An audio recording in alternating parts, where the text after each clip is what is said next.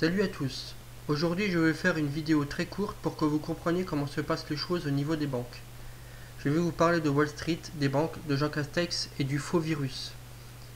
Ce qu'il faut savoir, c'est que Wall Street a eu un krach boursier le 29 septembre 2008 à moins 777,7, ce qui a impacté fortement les banques qui sont en faillite totale depuis cette date.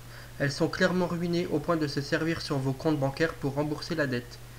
Mais la question que vous allez me poser, c'est: comment vont-ils nous rembourser? Ils ne pourront pas car ils sont en déficit et en taux négatif. Et leur promesse de vous donner 100 000 euros, ils ne pourront pas non plus car ils sont en faillite totale. Oui, je dis bien en faillite totale. Passons vite fait à Jean Castex. Il a été l'ancien directeur administratif et financier de l'Institut Pasteur. Alors, est-ce une coïncidence ou un fait exprès?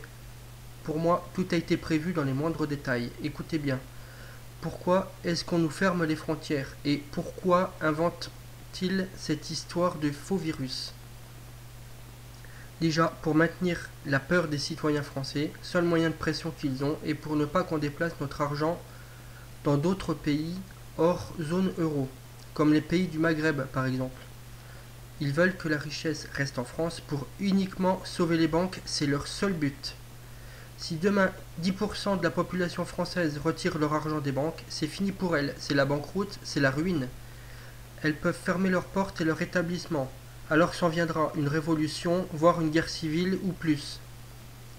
Il n'y aura même plus moyen de leur téléphoner, ni de correspondre par mail, et on ne pourra même plus s'approcher des banques.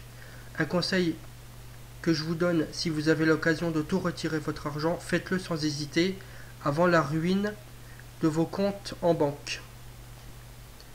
Alors j'ai une dernière grosse news pour vous, si vous ne savez pas, c'est que Macron a une dette de 103 milliards d'euros à la BCE, la Banque Centrale Européenne.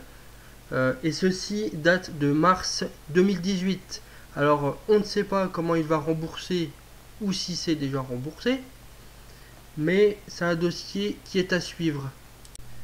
Merci de liker, de commenter ou de vous abonner.